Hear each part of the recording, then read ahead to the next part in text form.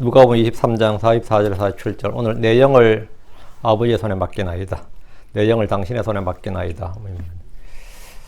아버지여 당신의 손에 내가 내 영을 맡기나이다. 근데 46절 말씀 44절 47절은 3절 뭐 짧은 구절인데 47 누가복음 23장 46절 말씀을 같이 읽겠습니다. 예수님께서 큰 소리로 외치시고는 이르시되 아버지여 내 영을 아버지의 손에 맡기나이다 하시고 이렇게 말씀하신 뒤에 숨을 거두시니라. 예수님께서 큰 소리로 외치시며 말씀하시니라. 아버지여 내 영을 아버지의 손에 맡기나이다. 아버지여 내 영을 당신의 손에 맡기나이다. 이렇게 말씀하신 뒤에 숨을 거두셨더라. 내 영을 맡기나이다. 내 영을 맡기나이다. 잠깐 기도합시다. 위대하고 거룩하신 주 하나님 감사합니다. 하나님께서 은혜와 복을 위해서 오늘 주의 말씀을 선포합니다. 선포된 모든 말씀들에 기름 부어주시고 저는 모든 손들도 말씀 은혜로 잘 받고 마음의 간직을 뚫어 주시옵소서. 전능하신 주의 말씀이 좀 경이롭고 영감 있게 또 은혜롭게 성도들에게 잘 전달되게 하여 주시옵소서. 모든 말씀들이 열매를 맺도록 도와주십시오. 아버지 하나님 주님께서 이 십자가 위에서 행하신 이 말씀들 통해서 저희가 받는 교훈이 큽니다. 하나님께서 이 시간 더욱더 그 은혜를 풍성케 해 주십시오. 감사드리며 주의 성기도합니다. 아멘. 예, 오늘 공부할 이 본문은 가상칠언 중에서 7마디라고 그랬죠. 그 중에서 마지막 말씀이에요. 7번째 말씀인데 육신을 입으신 예수님의 생애 마지막 말씀이고 십자가 위에서 하신 7번째 말씀이자 마지막 말씀. 아버지여 당신의 손에 내가 내 영을 맡기나이다 합니다. 성경에서 이제 7하면 7번째 하면 항상 뭐 그 의미가 다 와닿죠. 7은 하나님의 우리는 늘 십진법을 쓰죠. 십진법을 쓰죠. 국하고 나서 다시 1로 돌아오잖아요. 네, 근데 이제 하나님은 7입니다. 7하고 8이 이제 1이 되는 거죠. 다시 이제 이렇게 칠진법을 쓰시는데 세상은 십진법, 하나님은 칠진법, 성경은 칠진법입니다. 주님은 일주일을 만드셨습니다. 무지개 색깔도 7입니다. 피아노 연계도 7으로 되어 있습니다. 사람의 세포는 7년마다 새롭게 갱신됩니다. 성경은 7로 일하시는 하나님의 역사 방법이 자세히 기록되어 있습니다. 바울은 소아시아의 7교회 편지를 썼습니다. 요한계시록은 7교회를 다루고 있습니다. 주님 십자가 위에서 7마디의 말씀하셨습니다. 그분은 감내하기 어려운 고통 가운데서 필요한 모든 것을 말씀하시고 이루셨습니다. 예수 그리스도께서는 성경을 하셨고 성경대로 사셨습니다. 이는 십자가에서 마지막 숨을 거두시는 순간까지 예외가 아니었습니다. 예수님은 십자가 위에서 이사야 53장의 말씀을 성취하셨고 시편 22편 1절 말씀을 큰 소리 외치셨고 지금 마지막 순간에 시편 31절 5편, 시편 31편 5절을 지금 말씀하시는 겁니다. 일생을 성경에 의탁해 사신 주님은 숨을 거두신 그 순간까지도 성경에 의탁해서 성경 기록을 의존해서 죽으셨습니다.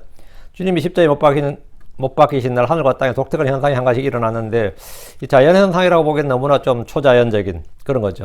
첫째가 하늘에 3시간 동안 어둠이 온 땅을 덮었습니다. 하늘에는 3시간 동안 어둠이 온 땅을 덮었어요.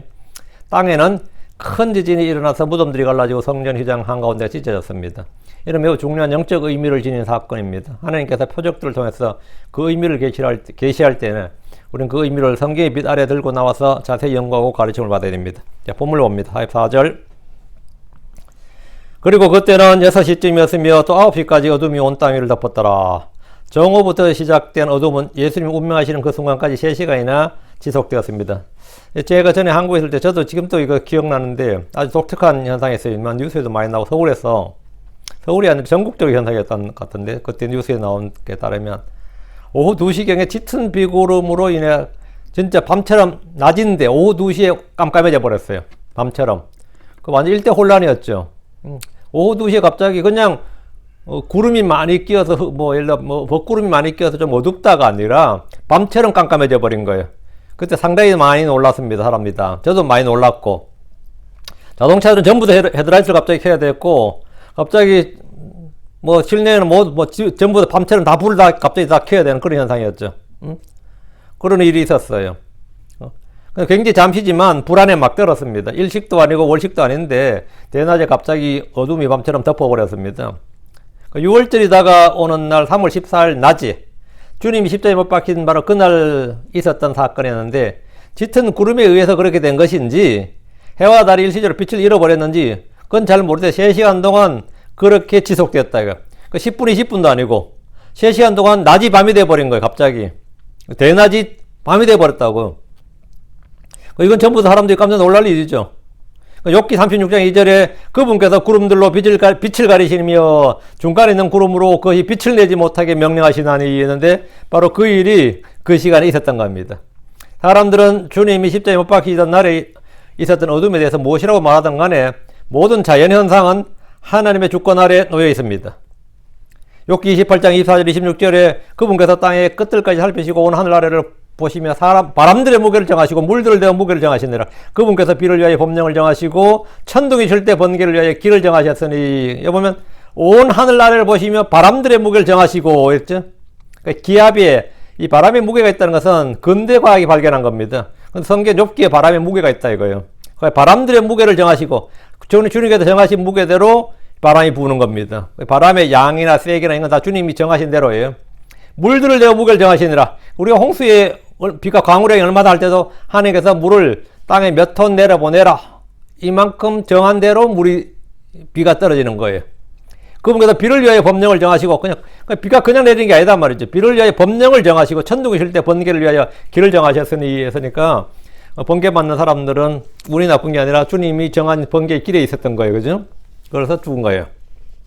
하나님은 바람의 세기 방향을 정하시고 강우량을 정해서 비를 쏟으신단 말입니다. 비를 위하여 법령을 정하시고 이 말씀은 주님께서 자연의 법칙을 주관하고 계심을 말합니다. 천둥이 칠 때 번개를 위하여 길을 정하신다는 것도 놀랍기 그지없는 말씀입니다. 우리는 3시간 동안 온 땅을 덮는 어둠을 통해서 몇 가지 교훈을 얻을 수 있습니다. 첫째가 예수님이 없는 세상은 곧 어둠의 세상이다. 예수님이 지금 십자가에 못 박혀서 이제 죽음의 순간인데 예수님이 없는 세상은 어둠의 세상이다. 요한복음 9장 41절에 예수님께서 그들에게 이르시되 너희가 눈물었다면 너희에게 죄가 없으려니와 지금 우리는 본다고 말함으로 너희 죄가 남아있느니라 했습니다. 너희가 눈물었다면 죄가 없는데 너는 지금 우리가 본다고 그랬단 말이죠. 너희 죄가 남아있느니라. 영적으로 볼 때 이 세상 사람들은 모두 박쥐와 같이 어둠 가운데 다니고 있습니다. 박쥐들은 밤에 다니지만 우리는 본다 하고 말합니다. 유대인들이 그랬듯이 현대교회도 마찬가지입니다. 계시록 3장 17절에 보면 이는 내가 이르기를 나는 부자라 내가 재산을 물렸으니 아무것도 부족한 것이 없다 하면서 내가 비참한 것과 가련한 것과 가난한 것과 눈먼 것과 벌거벗은 것을 알지 못하기 때문이라. 너는 네 자신을 알지 못한다고. 네가 눈먼 것도 알지 못한다. 내가 눈먼 것을 알지 못한다. 라디게아 교회는 자신들이 비참한 것, 가련한 것, 눈먼 것과 벌거벗은 것을 알지 못했습니다. 눈먼 자가 자신이 눈먼 것을 모른다는 말씀입니다. 율법을 안다고 하는 유대인들, 바리새인들을 향해 주님은 눈먼 자들이라고 강력하게 책망하셨습니다. 마태복음 23장 17절에 너희 어리석고 눈먼 자들아 어느 것이 더 크냐 금이냐 금을 거룩히 구별하는 성전이냐 너희 어리석고 눈먼 자들아 했어요. 마태복음 23장 19절 너희 어리석고 눈먼 자들아 어느 것이 더 크냐 예물이냐 예물을 거룩히 구별하는 제단이냐. 이들이 어둠 속에 거해도 어둠을 알지 못하고 눈이 멀어도 눈이 먼 줄을 모르는 상태에 있습니다. 마태복음 15장 14절에도 그들을 그냥 두라 그들은 눈먼 자들 인도하는 눈먼 자의 지도자로다. 눈먼 자가 눈먼 자를 인도하면 둘 다 도랑에 빠지느니라. 그러면 눈먼 자들 인도하는 눈먼 자들 다 눈멀었다 이거예요. 교사도 눈멀고 마찬가지. 인도받는 사람 인도자 다 눈멀었다. 현재 우리가 사는 세상이 악한 세대고 눈먼 사람들이 목자가 되어서 인도하는 세상이라는 것은 정상적인 크리스천들이라면 다 알고도 남습니다. 현재 이 세상은 악이 선을 이기고 어둠이 빛을 이기는 세상입니다. 저는 복음을 전하다 이런 질문을 많이 받습니다. 하나님이 살아계시다면 왜 세상이 이렇게 악하고 개판입니까? 세상이 왜 이 모양입니까? 주님 오실 그날까지 이 세상은 악하고 어둠의 세상이고 패역한 세대고 삐뚤어진 세대고 악하고 음란한 세대이기 때문입니다. 이 세상의 통치자, 공중권 세자부터는 마귀입니다. 당연한 겁니다.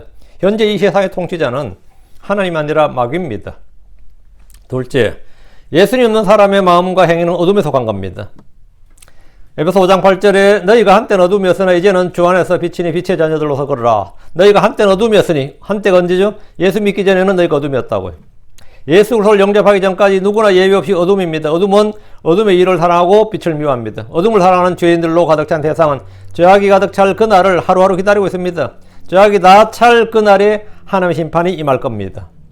그렇지? 예수님에 내려진 심판은 유대 지역만 아니라 온 세상에 내려진 전 지구적인, 전 우주적인 사건이었습니다.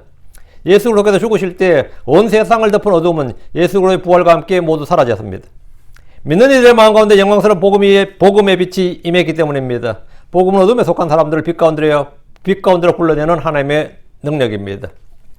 베드로전서 2장 9절에 그러나 너희는 선정된 세대요 왕가의 제사장이요 거룩한 민족이요 특별한 백성이니 이것은 너희를 어둠에서 불러내어 자신의 놀라운 빛으로 들어가게 하신 분께 대한 찬양을 너희가 전하게 하라 함이라. 이거 보면 자신의 놀라운 빛으로 들어가게 하신, 자신의 놀라운 빛으로 들어가게 하신 성도들은 모두 다 낮의 자녀, 빛의 자녀, 주님의 빛으로 들어간 사람들이다 말입니다. 45절.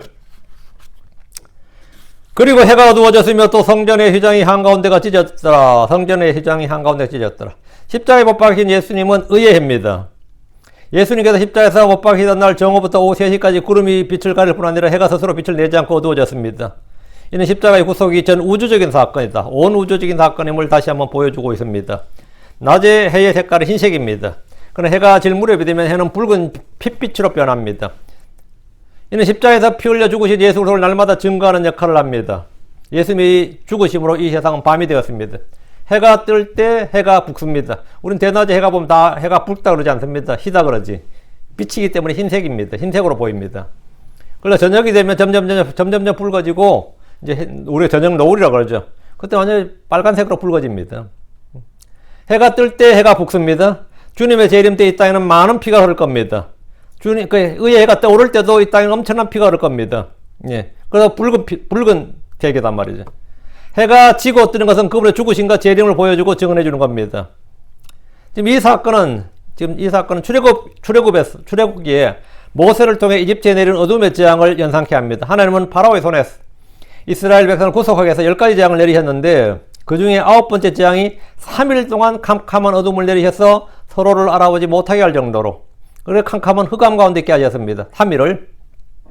이 재앙이 있은 다음에 이스라엘 백성들은 6월절 어린 양을 잡아서 그 피를 뿌림으로써 10번째 재앙을 피하고 모두 구속받았습니다. 그렇죠? 6월절 어린 양 대신 예수 그리스도께서 세상 죄를 짊어진 채 하나님께 희생제를 드리는 동안 임한 어둠은 믿는 자들의 구속을 위한 시간이고 세상에는 더 큰 심판과 재앙을 위한 전주곡이었습니다. 십자가에서 죽으실 때 임한 어둠은 믿지 않는 자들에게 임할 심판을 예고해 줍니다. 반면 믿는 자들에게는 영원한 구속을 보여줍니다. 다시 45절. 또 성전의 휘장이 한가운데가 찢어졌더라. 먼저 성경이 말하는 휘장, 베일이죠, 베일. 베일에 대해서 살펴보겠습니다. 휘장은 언제나 단절과 벽, 분리를 나타냅니다. 여기에 좀 휘장을 좀 쳐라 그러면 뭐죠? 분리하라 이 말이죠. 그건 휘장은 언제나 단절, 분리, 단절과 분리입니다. 벽이다 말이죠. 출애굽기 26장 33절에 주님은 친히 말씀하시기를 또 너는 그 휘장을 걸새들 밑에 달고 증언궤를 거기로 휘장 안에 들여놓을지니 그 휘장이 너희를 위해 성소와 지성소를 나누리라. 휘장이 성소와 지성소를 나누리라. 나누는 거예요. 여러분이 집에 욕실만 해도 옳잖아요. 욕조는 뭘로 나누잖아요. 그죠? 커튼으로 하든지 뭘 나누어요. 그게 베일이에요. 분리와 단절이라고. 휘장이 성소와 지성소를 분리하고 아무도 함부로 지성소 안으로 들어오지 못하도록 막는 벽의 역할을 합니다. 고린도후서 3장 15절에 이스라엘 사람들의 마음 상태를 이렇게 말합니다. 이날까지도 모세의 글을 읽을 때 그 베일이, 그 베일이 그들의 마음을 덮고 있도다. 그 휘장, 너울, 베일. 그 베일은 영어를 그대로 음력한 겁니다. 그 베일을 거의 한국어 된 말입니까? 휘장, 너울, 베일은 모두 같은 말인데 이 말들은 항상 A와 B, 이 두 개를 분리하는 역할을 합니다. 마귀는 믿지 않는 자들의 마음을 이 베일로 가려서 복음의 빛을 차단합니다. 고린도후서 4장 4절에 그들 속에서 이 세상의 신이 믿지 않는 자들의 마음을 가려 하나님 형상이신 그리스도의 영광스러운 복음의 빛이 그들에게 비치지 못하게 하느니라 했습니다. 주님은 재림 때에 모든 민족들의 베일을 걷어내실 것을 말씀하셨습니다. 이사 25장 7절에 또 그분께서 이 산에서 모든 백성을 덮은 덮개의 표면과 모든 민족들을 뒤덮은 베일을 없애시며 성경을 믿는 그리스도인들은 하나님께 받은 베일이 하나 있습니다. 이 베일은 세상과 교회를 분리하는 너울입니다. 세상 사람들은 저희들을 보면 이것을 빼앗으려고 합니다. 이는 성경들을 믿는 그리스도인들은 세상과 동화되지 않고 분리의 길을 걸어가기 때문입니다. 우리는 세상에 대해서 항상 벽을 칩니다. 우리는 세상에서 항상 벽을 쳐요. 솔로몬의 하가 5장 7절에 도시를 도우는 파수꾼들이 나를 만나며 그들이 나를 쳐서 내게 상처를 입혔으며 성벽들을 지키는 자들이 내게서 내 너울을 빼앗아갔도다. 내 너울 빼앗아. 너희도 제발 세상에 좀 동화되라고, 제발 좀 그렇게 분리하고 벽 치지 말고 이 세상과 그냥 동화되라고, 그렇게 말하는 겁니다. 이 종교의 벽이라는 건 말이죠. 이건 굉장한 거예요. 무슬림들은 영국에 그렇게 많은 이민을 갔지만 영국이 이민을 받을 때는 말이죠. 프랑스도 마찬가지고 30년 안에 무슬림들 완전히 그냥 영국으로 이쪽 높은 문명을 보고 동화될 줄 알았어요. 근데 무슬림들이 동화돼요? 하나도 동화 안 됐죠. 그들은 뭐가 있는 거죠? 예, 코란이란 그들의 베일이 있는 거예요. 그게 있는 한은 절대로 어딜 가도 동화가 안 돼요. 그럼 뭐 한국, 코리아에도 마찬가지입니다. 코리아에 와도 마찬가지예요. 응? 어디 뭐 너희들이 삼겹살 먹어 한다고 그 무슬림들이 삼겹살 먹는 거 아니에요. 반면 식자의 반대로 할랄 음식을 판매합니다. 이렇게 광고를 하지. 걔들이 굶어 죽게 생겼다 해서 절대 삼겹살 먹지 않아요. 그런 건 없어요. 응? 절대 동화되는 법이 없다 이 말입니다. 그러니까 유대인들도 마찬가지죠. 그들에게 탈무드가 있단 말이죠. 구약 성경에 있는 이상 어디서 동화가 안 되는 거죠. 동화되면 안 되는 거고. 근데 크리스천들은 어때요? 잘 돼. 뭐가 없는 거예요? 예, 베일이 없는 거예요. 빼앗겨버린 거죠. 뭐 세상 사는데 그렇게 하면 어디도 못 가. 어느 직장도 못 다녀. 어느 학교도 못 가. 크리스천은 실제 그렇게 말합니다. 그 말은 뭐죠? 우리는 베일 포기한다 이거예요. 우린 동화된다 이거지. 왜? 먹고 살아야 되니까. 무슬림들은 안 그래요. 무슬림들은 안 그래요. 유대인들도 별로 안 그런데. 근데 크리스천들은 그래요. 크리스천들은 막 그런 거 다 따져서야 우리 세상 살 수 있나? 이러면서는 그런 거 다 따져서야 이러면서는 다 타협합니다. 왜? 웬만하면 타협해요. 그냥 웬만하면. 뭐 사람 죽인다 그래도 뭐 의대 다니다 뭐 낙태하라 그래도 뭐 병원장 시킨데 해야지 하면서 해요. 내 난난 양심상 이 병원 때려치우면 때려치우지 못하겠다 이런 의사는 잘 없어요. 근데 미국 사람들은 그 가끔 있더라고. 미국 사람들은 그런 의사들이 있는데 한국 의사들은 그런 사람 잘 없습니다. 그냥 해. 뭐 이번 주 가서 그냥 해결하면 되지 뭐 그지. 이런 식으로. 한국 사람들, 한국의 크리스천들은 종교와 삶이 완전 분리가 되어 있습니다. 거기서 뭐가 있어? 베일이 있어. 차라리 그때 베일이 있어 차라리. 응? 뭐 삶은 삶이고 교회 갈 때 교회 갈 때고 이거 완전히 분리되어 있다고. 이 말씀이 내 삶을 지배하거나 내 삶을 가이드하거나 어떻게 삶의 원칙이 되지 않습니다. 그렇기 때문에 뭐 집안에 뭐 종교가 여러 개 있어 상관없고 뭐 여러 뭐 불신자가 사귀는 것도 아무 상관없고 결혼하는 것도 아무 상관없고 실제 그래요. 뭐 솔직히 불신자가 결혼하는 사람 얼마나 많아. 그런다고 뭐 집안 문제 안 되거든요. 왜 안 될 것 같아요? 타협을 하니까 문제가 안 되는 거지. 내 안에서부터 타협을 하니까. 예. 하나님 모세에게 성막을 지을 것을 명령하시면서 하나님께서 산에서 친히 보여주신 양식대로 만들라고 하셨습니다. 성전은 성소의 뜰과 성소와 지성소로 구성되어 있는데 이는 마치 인간이 이 몸과 혼과 영으로 되어 있는 것 같습니다. 히브리서 9장 2, 3절에 성막이 만들어졌는데 첫째 것은 안에 등잔대와 상가 보여주는 빵이 있었고 성소라 불리며 둘째 회장 뒤에 있는 성막은 지성소라 불리느니라. 여기 보면 성막 지성소가 있죠. 둘째 휘장 뒤에 있는 성소와 지성소를 가르는 것은 벽이나 문이 아니라 위로부터 아래로 쳐진 휘장이었습니다. 하나님이 이 휘장을 이렇게 만들라고 말씀하셨습니다. 출애굽기 26장 31절에 너는 정교한 솜씨로 청색과 자주색과 주홍색 실과 가늘게 꼰 아마실로 휘장을 만들 때 그룹들을 수놓아 그것을 만들지니라 했습니다. 역사적 자료에 따르면 성소와 지성소를 가르고 있는 이 휘장은 질기기도 하지만 매우 단단한 직조와 이 직조로 되어 있어서 큰 황소를 양쪽에 밧줄로 잡아매고 각기 반대편으로 모진 채찍질을 하면서 끌어당겨도 잘 찢어지지 않을 정도로 그대로 강한 그런 직물로 되어 있다고 합니다. 전쟁에 쓰는 큰 칼을 가지고 상당히 훈련을 잘 받은 장수가 위로부터 아래로 탁 내려쳐도 갈라지지 않을 정도의 천. 그러니까 이 천은 방검복으로서도 딱 좋은 옷이단 말이죠. 그러니까 이 천으로 옷을 걸쳐 입는다면, 내가 두루말 한다면 누가 칼을 나 갑자기 확 찔러도 몸이 보호를 받는 그런 이제 직물이었다는 거예요. 그만큼 질긴. 이렇게 만든 지성소 안에는 금향로가 돌아가며 금을 입힌 언약궤가 있었고 언약궤 속에는 만날 남은 금 항아리와 아론의 상난 지팡이와 언약궤 돌판들을 넣었습니다. 언약궤 위에는 금유의 자리가 있었습니다. 성소와 지성소 사이를 가르고 있는 이 휘장은 인간의 물리적 힘에 의해서 걷어치거나 갈라지지 않습니다. 뭐 그렇게 되는 일은 없어요. 예수 그리스도의 십자가의 완전한 대속이 있기 전에 죄인들이 하나님께 나아가는 길이 얼마나 절망적으로 차단되어 있는 걸 보여주는 것이 바로 휘장입니다. 이 대제사장도 피를 가지고 1년에 한 번 들어갈 수 있었습니다. 1년에 한 번. 예수 그리스도의 십자가의 완전한 대속이 있기 전에 죄인들이 하나님께 나아가는 길은 뭐 사실 없다는 거죠. 없다는 거예요. 십자가는 죄인들이 하나님께 나아갈 수 없게 가로막고 있는 이 휘장을 갈라버림으로써 하나님과 우리 사이에 막힌 모든 것을 헐어버렸습니다.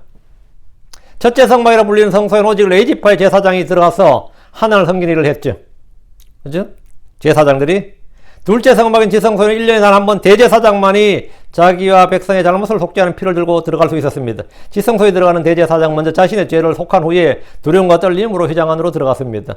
지성소는 죄인이 결코 근접할 수 없는 하나님의 거룩한 곳이었습니다.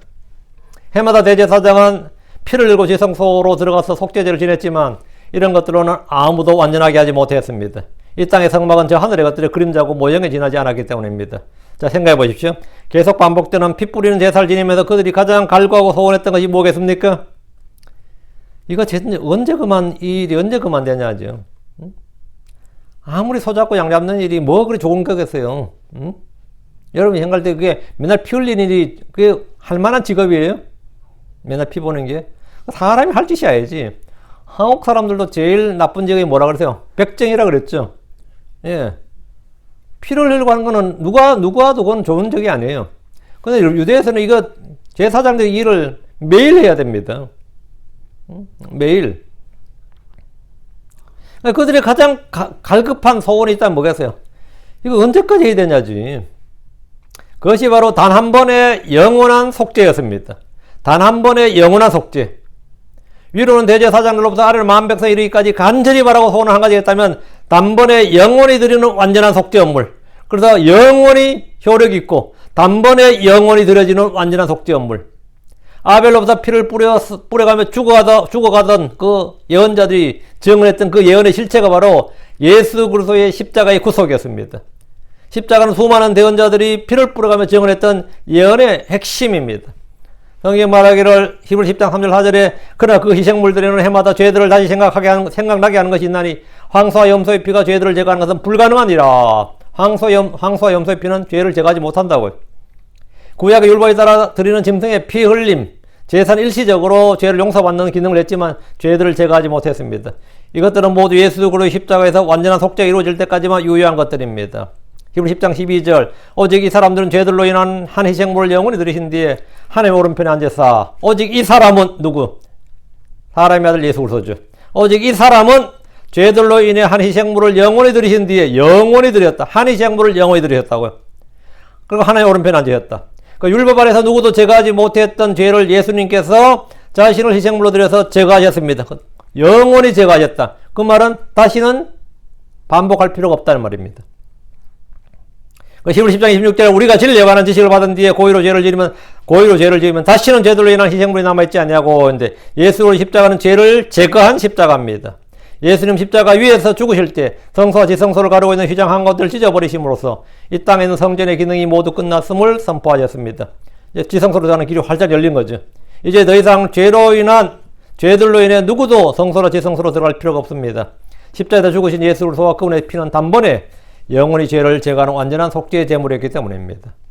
성경은 말하기를 히브리 10장 10절에서 12절 바로 이 뜻으로 말미암아 예수 그리스도의 몸이 단 한 번 영원히 드려짐을 통해 우리가 거룩히 구별되었노라. 여러분, 예수 그리스도의 몸이 단 한 번 영원히 단 한 번 영원히 드려짐을 통해 우리가 거룩히 구별되었노라. 제사장마다 날마다 서서 섬김에 자주 같은 희생물들이되 그것들은 결코 죄들을 제거하지 못하거니와 오직 이 사람은 죄들로 인해 한 희생물을 영원히 드리신 뒤에 하나님 오른편에 앉으사.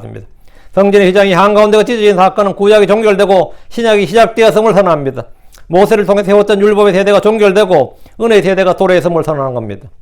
그래서 히브리서 9장 15절에 이 교회에는 긍휼의 자리를 넘는 영광의 그룹들이 있었는데, 긍휼의 자리, 자비의 자리 같은 겁니다. 그 자비의 자리를 넘는 영광의 그룹들이 있었는데 이것들에 관한 우리가 지금 나누지 말을 수 없노라. 그러니까 휘장을 만들도록 직접 명령하신 분께서 십자가에서 친히 휘장을 찢으심으로써 율법은 종결되고 새 언약이 발효되었습니다. 이제 누구든지 예수 그리스도를 믿기만 하면 구원받는 신약이 시작된 겁니다. 이방인이든 유대인이든 구분 없이 예수를 주요 그리스도를 믿고 고백하면 누구나 하나님의 아들이 되는 새로운 세대가 전개되었습니다. 주님은 성막 휘장을 찢으시는 대신에 하늘의 왕자에 계신 하나님 앞에 바로 갈 수 있는 새롭고 산 길, 살아있는 길을 열어주셨습니다. 그래서 히브리서 10장 19절 20절에 그러므로 형제들아 우리가 예수님의 피를 힘입어 짐승의 피가 아닙니다. 예수님의 피를 힘입어 새롭고 살아있는 길로 지성소에 들어갈 담대함을 얻었는데 이 길은 그분께서 우리를 위하여 휘장 곧 자기 육체를 통해 거룩히 구별하신 것이니라. 우리를 위하여 휘장이 뭐라는 거예요? 곧 자기 육체를 통해. 그 휘장이 예수 그리스도의 육체였다 이거예요. 그 육체가 주님의 몸이 죽으심, 그 몸이 고난을 받고 찢어지심으로 말미암아 휘장이 찢어졌다 이거예요. 휘장이 찢어졌다 이거예요. 그래서 그렇게 구별하신 것이니라. 그래서 우리는 담대히 뭐라고요? 예, 지성소 살아있는, 새롭고 살아있는 길로 지성소에 들어갈 담대함을 얻게 되었다는 거죠. 예, 우리는 두려움 없이 주를 섬길 수 있고 두려움 없이 주님 앞에 나아갈 수 있다 말이죠. 그 성전의 휘장이 예표하는 것이 무엇인지 신약에 정확히 나옵니다. 예수님 자신의 몸이다 이거예요. 그 휘장이 찢어졌다 이 말은 예수님의 몸이 찢어졌다, 죽으셨다, 갈라졌다. 그게 브로큰 거래요. 브록. 예수님 몸이 찢어졌다. 우리말로 이제 찢어졌다 번역했는데 그게 브로큰, 몸이 부서졌다 이 말이죠. 그 옷이나 이런 것 할 때는 그건 찢어진 거죠. 휘장 곧 자기의 육체 이 말대로 성전의 휘장은 주님 자신의 육체의 몸, 주님 자신의 육체의 몸이다. 마태복음은 이 사건을 좀 더 자세히 기록하고 있습니다. 예수님께서 다시 마태복음 27장에 나오는데 50절 51절에 예수님께서 다시 큰 소리를 외치시고 숨을 거두시니라. 이에 보라 성전의 휘장이 위에서 아래까지 둘로 찢어지고 땅이 진동하며 바위들이 터지고 이랬어요. 위에서부터 아래까지 둘로 찢어졌다고요. 위에서부터. 이게 아니고 이쪽으로 찢어진 게 아니라 위에서부터 아래로 찢어졌다고. 예수님께서 십자가에서 죽는 순간 휘장이 위에서 아래로 쫙 갈라졌습니다. 죽기 전까지 휘장은 갈라지지 않았습니다. 유언은 죽은 후에만 효력이 발생하기 때문입니다. 구속의 효력이죠, 이게 바로. 그래서 구속 언약이라 했어요. 예수님의 죽음은 그 즉시 효력이 발생되었습니다. 예수를 십자가에 못 박고 성전으로 내려온 제사장들은 찢어진 휘장을 보았을 때 어떤 반응을 보였을지 한번 생각해 보십시오. 난 늘 이걸 생각해요. 예수를 십자가에 못 박은 걸 제사장들이 갈보에서 내려와가지고 성막에 들어갔다가 완전 비상사태죠, 이거는. 이게 뭐야? 누가 도둑이 들어온 것도 아니고 황도 들어온 것도 아니고 도대체 누가 이렇게 해서 전부 난 안 했는데요, 그래요? 제가 한 거 아니에요. 내가 한 거 아니에요. 전부 다 그거지 뭐. 대체 누가 이렇게 했어야지. 그들도 다 알아. 이게 초자연적으로 찢어졌다는 것을. 위에서부터 아래까지 쫙 찢어졌다 이거죠. 예수님의 죽음은 그 즉시 효력을 발생했다 말이죠. 근데 그들을, 이 제사장들은 아무도 들여다볼 수 없는 지성소를 자신도 모르게 쳐다보았을 때 그들이 어떤 생각이 들었겠어요? 우리 죽었구나 했겠지. 이제 우리 죽었구나 했겠지 뭐. 그들은 뭔가 큰 사건이 발생했음을 알았습니다. 지성소는 더 이상 전과 같지 않다는 사실을 알게 된 겁니다. 전과 같지 않다. 그들은 찢어진 휘장을 꿰매고 아무 일 없었던 것처럼 행동했을 것이고, 물론 뭐 새로 만들어 갈아야 됐죠. 백성들이 이 사실을 알지 못한 채 여전히 성소에서 성전에 와서 양과 소를 잡아서 속죄제를 지냈을 겁니다. 아무도 제사장 중에 아무도 어제 사실은 이 휘장이 찢어져서 더 이상 이게 소용없습니다. 이런 사람 아무도 없었을 거 아니에요. 누가 그랬겠어요? 히브리 10장 8절에 위에서 그분께서 이르시기를 희생물과 헌물과 번제물과 죄로 인한 헌물은 주께서 원치도 아니하시고 기뻐하지도 아니하시나이다 하셨는데 그것도 율법에 따라 드린 것이니라. 이제 더 이상 율법에 따라 드린 것은 소용이 없다. 원치도 않으시고 기뻐하지도 않는다고요. 이는 예수로 십자가 이후의 일을 말씀하신 겁니다. 구약에서 이렇게 말했다면 뭐 맞아 죽죠. 이거는 십자가 이후의 사건을 말한 거예요. 어떤 사람이 질문한다고 이 말씀은 대체 뭡니까 하면 이 희생물을 주님께서 원치도 않으시고 기뻐하지 않으신다 그러면 그럼 우리가 들을 필요 없는 거네. 그러면 그들도 그렇죠. 메시아가 온 후다 이렇게 그들도 말한다고요. 그럼 메시아가 온 후다. 근데 메시아가 온 후가 언제냐고요. 이는 예수로 십자가 이후란 말이죠. 더 이상 율법에 따라 계속해서 희생물과 헌물과 태운 헌물과 죄로 인한 헌물을 드리면 안 됩니다. 그럼에도 불구하고 유대인들은 십자가를 거부하고 율법을 굳게 수호하였습니다. 하나님 이들이 더 이상 제사를 드리지 못하도록 AD 70년 성전을 완전히 박살내버렸고 이스라엘 땅의 백성들을 완전히 흩어버리셨습니다. 그때부터 지금까지 2000년 동안 하나님은 성전 제사를 원천적으로 차단해버리셨습니다. 누구도 드리지를 못합니다. 아무리 드리고 싶어도 드리지 못합니다. 그들이 할 수 있는 일은 그들이 만든 회당에서 모여서 우리처럼 집회하는 것밖에 없어요. 지금 그들도 할 수 있는 일은 뭐라고? 아무 유대인이라 해도 지들도 할 수 있는 일은 우리가 하는 방식으로 집회하는 거예요. 찬양하고 설교하고 똑같아요. 지금 유대인회당도 유대인회당 가면 랍비가 설교하는데 그거는 침례교회 사는 거랑 똑같습니다. 미리 찬양하고 뭐 특송할 사람 특송하고 간증할 사람 간증하고 그러나서는 설교하는 거예요. 똑같아요. 46절입니다.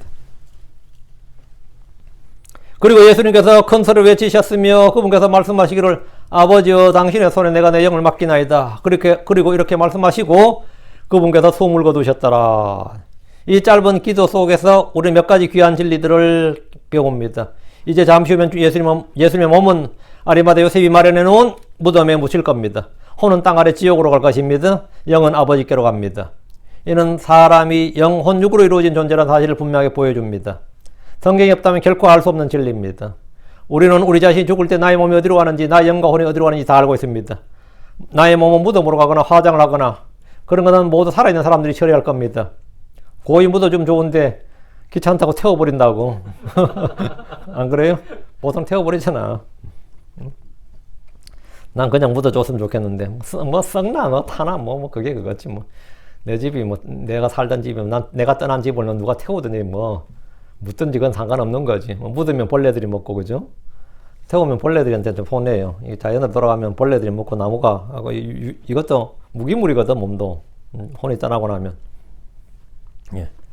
근데 나의 영과 나의 혼이 어디로 가는지 다 알고 있어요. 그렇죠. 다. 내 영은 아버지로 갑니다. 혼 어디 가죠? 당연히 하늘 셋째 하늘로. 그 주와 함께 영원히 갑니다. 우리의 혼은 그래요. 구약에서는 그렇지 않았어요. 구약에서 아브라함은, 뭐 이삭은, 야곱은, 요셉은 죽으면 어디 갔어요? 예, 지하 낙원 갔죠. 지하에는 뭐가 있어요? 지하 낙원도 있고 지옥도 있어요. 이 한 단어를 우리는 뭐 언더 더 월드라고 그래요. 지하 세계라 그래요. 지하 세계를 킹제임 성경은 뭐라고 하냐면 한 단어가 있습니다. 지하 세계를 우리 말을 길게 늘었었는데 그거 말고 한 단어 있어요. 그게 grave예요. 음부예요. 근데 음부란 단어는 이제 이 흠정령은 없습니다. 개역에는 있고 한킹도 있고 있는데 흠정령 없고 근본령 없고 표준 킹제임 성경은 다시 있고. 근데 이제 grave가 이건 아주 논쟁이 심합니다. 이 무덤이냐 음부냐. 대부분 다 무덤이고 음부란 단어로 번역해야 되는 건 한 33구절 정도라 그래요. 근데 33구절 중에서도 제가 볼 때 한 30구절은 무덤으로 번역해도 아주 별 문제가 없어요. 몸에 관한 거기 때문에. 3구절 정도는 좀 빼박 구절이 있어요. 이 무덤으로 번역해서는 안 되는 구절이 있습니다. 그건 뭐냐면 무덤 속에는 불이 없거든요.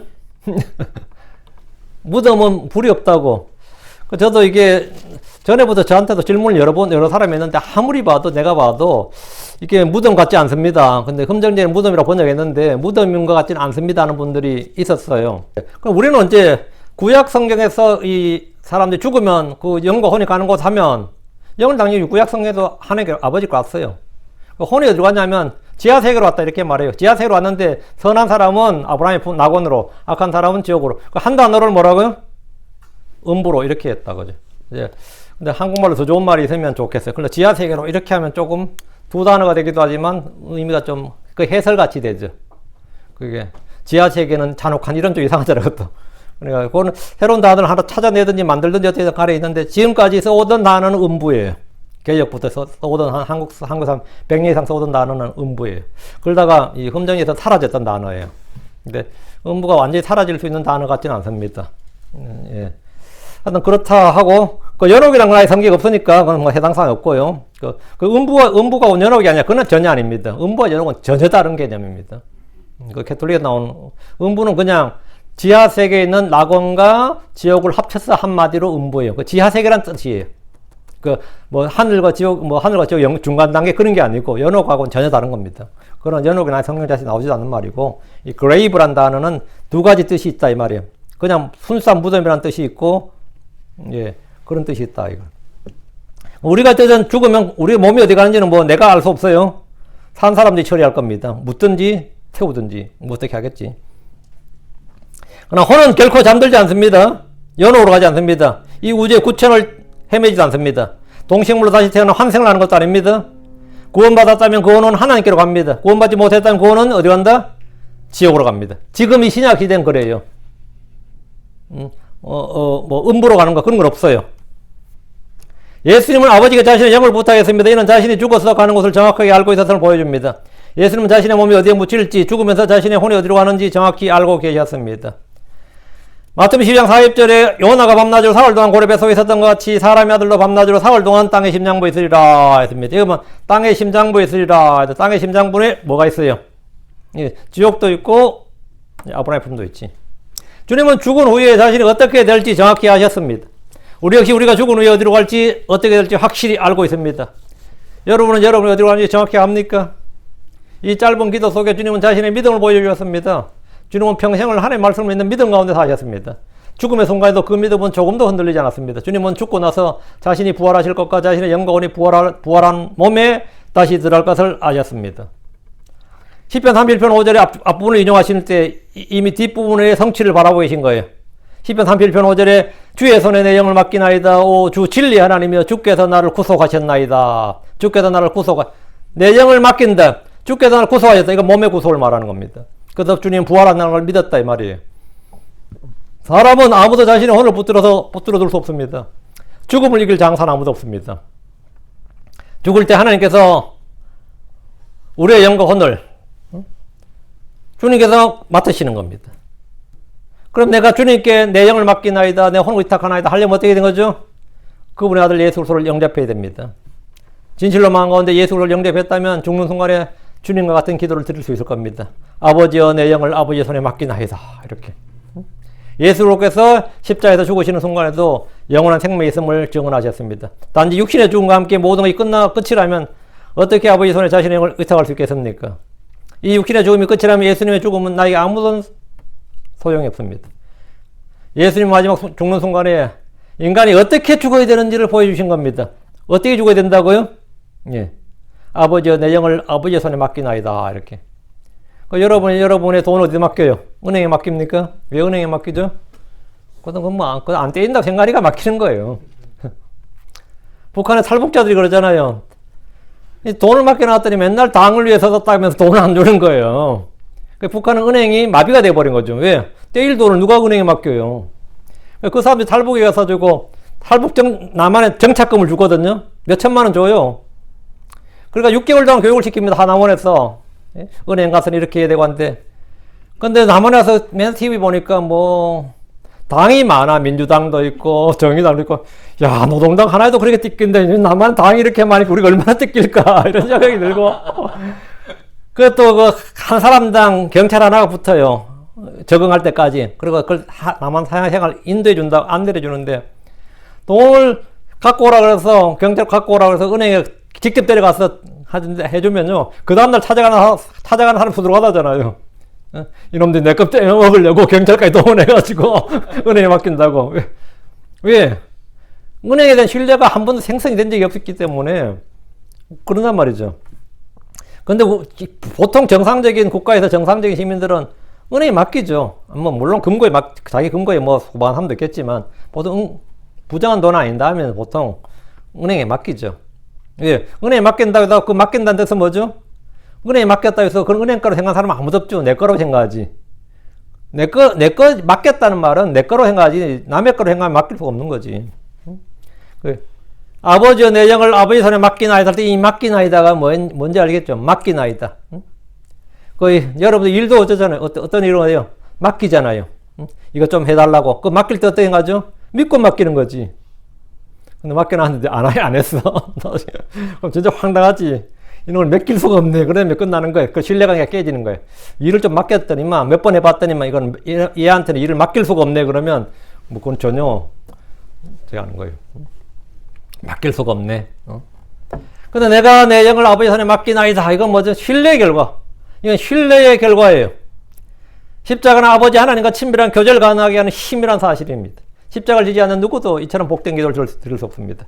저와 여러분이 평생을 주 예수를 위해 산다면 우리는 죽을 때 주 예수님 같이 아니면 스데반과 같은 기도를 드릴 수 있을 겁니다. 스데반이 죽을 때 어떻게 했어요? 사도행전 7장 59절에 그들이 돌로 스데반을 치니 그가 하나님을 부르며 이르되 아프나이다 그래요. 미치겠습니다. 죽겠습니다. 그런 게 아니잖아요. 하나님을 부르며 말하기를 주 예수님이여 내 영을 받으시옵소서. 예수는 아버지여 그러지 않고 주 예수님이여 이랬거든요. 주 예수님 누구라고? 하나님이란 말이지. 그 주 예수님이여 내 영을 받으시옵소서 이랬단 말이지. 만약 우리의 인생이 하나님을 위하여 드려지지 않았다면 누가 무엇이라고 해도 그 인생은 불행한 겁니다. 십자가에서 외치신 주님의 마지막 음성은 복을 믿으면서도 십자가를 지기 싫어하는 모든 그리스도인들에게 진정한 삶의 가치를 어디에 둬야 되는지를 가르쳐 주는 겁니다. 썩어질 육신을 위해 살며 그 육신이 건강하고 평안하고 유익을 추구하는 이게 아니라 그보다 훨씬 더 중요한 뭐가 있다 이거예요. 내 영을 그 영적 양식을 썩어지지 않는 양식을 위해서 성령을 따라 살라는 겁니다. 내 영을. 그래서 살리는 것은 영이며 육은 아무것도 유익하게 하지 못하느니라. 내가 너에게 이르는 말들은 곧 영이요 생명이니라. 응? 영이요 생명이니라. 그리스도인들은 모두 내 속에 십자가에서 흘린 예수의 피가 흘러야 됩니다. 십자가의 피가 내 안에서 용솟음치고 복음을 전하지 않고는 만족이 없고 주체할 수 없는 복음의 끼가 흘러 넘쳐야 돼요. 응? 내가 복음을 전하지 않고는 내가 삶에 만족이 없어. 근데 크리스천들이, 많은 크리스천들이 설교도 열심히 듣고 나름 요즘 유튜브 설교가 얼마나 많아요. 요즘 제가 토요일날 여기서 금요일날 하던 걸 토요일로 바뀌어가지고 지금 성경학교를 하잖아요. 지금 시편 그냥 쭉쭉 나가서 하는데, 우리 설교 듣고 끄기도 한참 광고하기도 전에 끄기 무섭게 바로 다른 데서 옮겨타거든요. 다른 교회 나만 11시 설교하는 거 아니잖아. 그 보면은 벌써 옮겨타서 저쪽 가서 여기서 댓글 달던 저기서 댓글 달고 있어요. 1분도 안 돼서 벌써 옮겨타가지고 그만 뭐야, 넘치는 게 설교다 이 말입니다.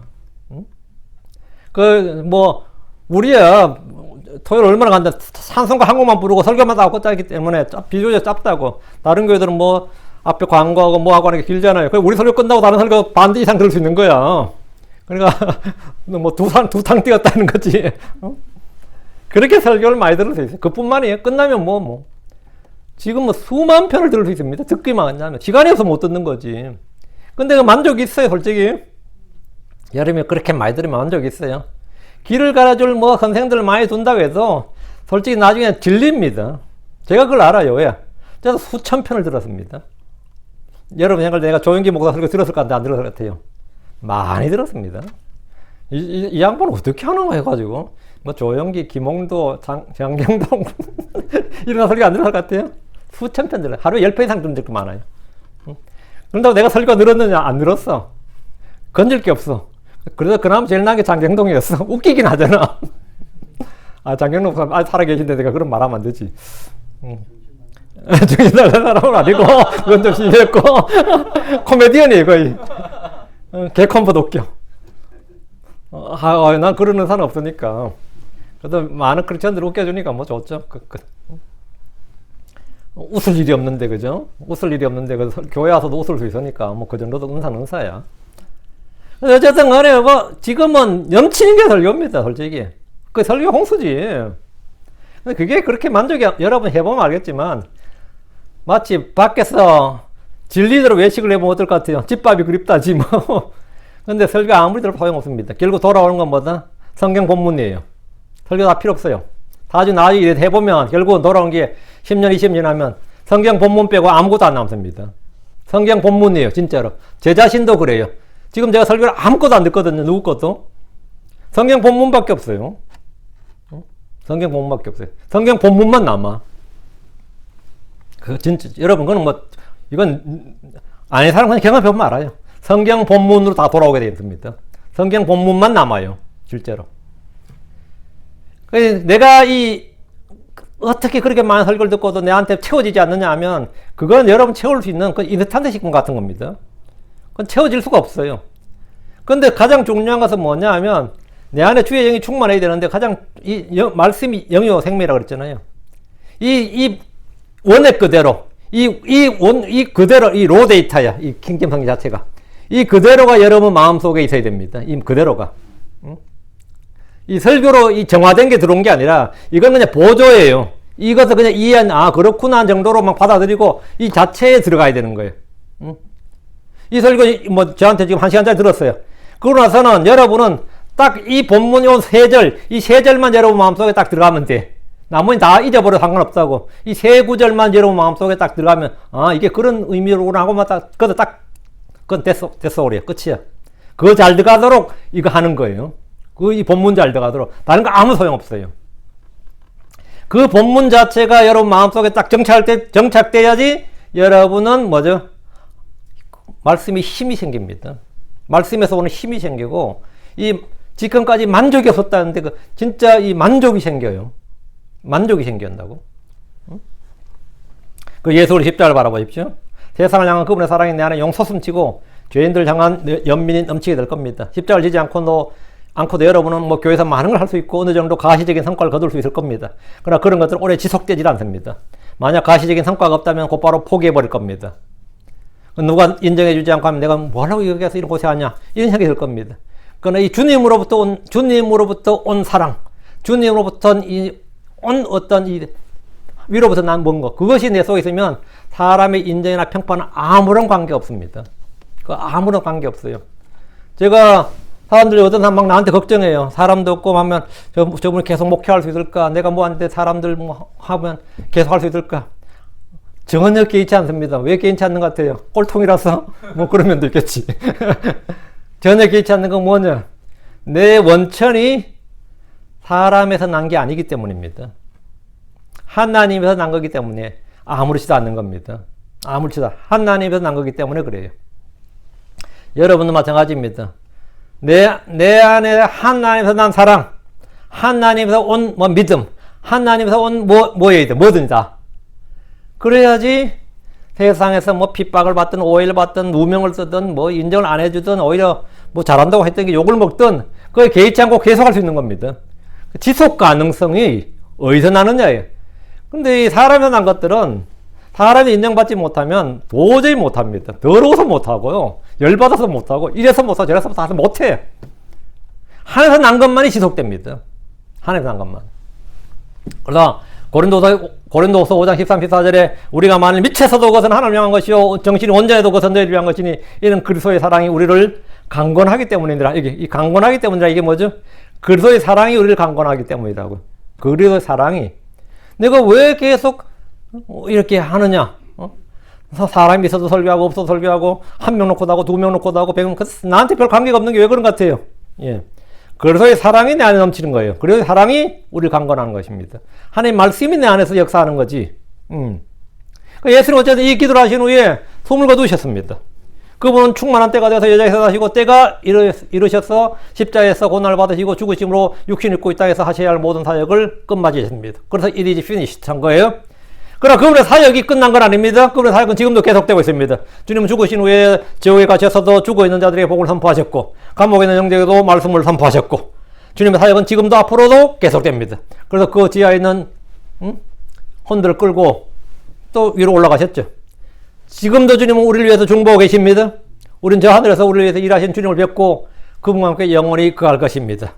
이까지 여기 오늘 본문 주님께서 말씀 숨을 거두시니라 까지입니다. 오늘 요 세 구절 짧죠. 요 세 구절 다시 한번 쫙 읽어보시면 이 말씀이 클리어하게 딱 이해가 되면 이 말씀을 여러분 마음속에 딱 간직하시면 됩니다. 그럼 끝. 뭐 설교는 다 잊어먹어도 됩니다. 이 말씀이 지금 약간 이해하는 데 도움이 됐고 좀 각인하는 데 도움이 됐다. 그럼 그걸 충분해요. 이 말씀만이 여러분 속에 남습니다. 여러분 사람 태우면 화장하면 다 제로 변하죠. 근데 제로 안 변하는 게 있어요. 임플란트 한 거 있죠. 티타늄. 티타늄이 제로 안 변하고 나와요. 여러분 지우기 다 썩고 하죠. 그래서 여러분 영과 혼이 썩는 건 아닙니다. 여러분 하나님 앞에서 다 불타 없어질 것 같아도 여러분 한 일이 불타 없어지지 않는 게 있어요. 하나님에서 난 것은 하나도 불타 없어지지 않습니다. 그래서 심판석에 불에서도 불타 없어지지 않는 게 있어요. 그것은 전부 다 뭐냐? 육신에 난 것들은 다 없어집니다. 그러나 그 화장장에 뜨거운 불길 속에서 티타늄이 안 탄다잖아. 저희 아버님 장례식 했는데 티타늄이 나와서 그 연세대 세브란스 병원에서 몇 개의 저거였어요. 임플란트였어요. 저는 살이 안 나오고 하면 티타늄 몇 개 나올 것 같아. 제 입에서 많이 났거든. 제 입에도 몇 개 티타늄을 박아놨거든요. 오케이. 근데 티타늄은 뭐 어때야 되는 거 아니야. 내가 주님 앞에서 이 불타 없어지지 않는 금과 은과 보석이 많아야 되는데, 그죠? 오케이. 자, 금과 은과 보석이 많은 그런 삶을 합시다. 기도합시다. 위대하시고 거룩한 주 하나님 감사합니다. 하나님께서 은혜와 복을 주셔서 감사합니다. 선포된 모든 말씀들 성도에게 잘 전달되게 해주시옵소서. 그리고 하나님 모든 성도들이 말씀을 통해서 새롭게 배우고 또 새롭게 깨닫고 아버지 하나님의 마음을 또 새롭게 할 수 있도록 해주시고 또 결심을 또 새롭게 주님의 의지를 새롭게 다지게 해주시고 선한 소원을 더욱 새롭게 해주시옵소서. 전능하신 주 하나님 몸은 점점 늙어가고 썩어지고 쇠해지고 약해집니다. 그러다 병들고 죽습니다. 그러나 우리의 영은 날마다 새롭게 해주시옵소서. 아버지 하나님 저희 속사람이 날마다 해롭게 해주시고 우리 주님 앞에서 참 썩어질 것이 없는 그런 아버지 하나님 영적인 부하들을 많이 쌓을 수 있게 해주시길 원합니다. 주님 앞에서 인정만 일꾼으로 드러나게 해주십시오. 믿음의 좋은 평판을 받게 해주십시오. 많은 열매를 거두게 해주십시오. 주님 도와주십시오. 감사드리며 예수 기도합니다. 아멘.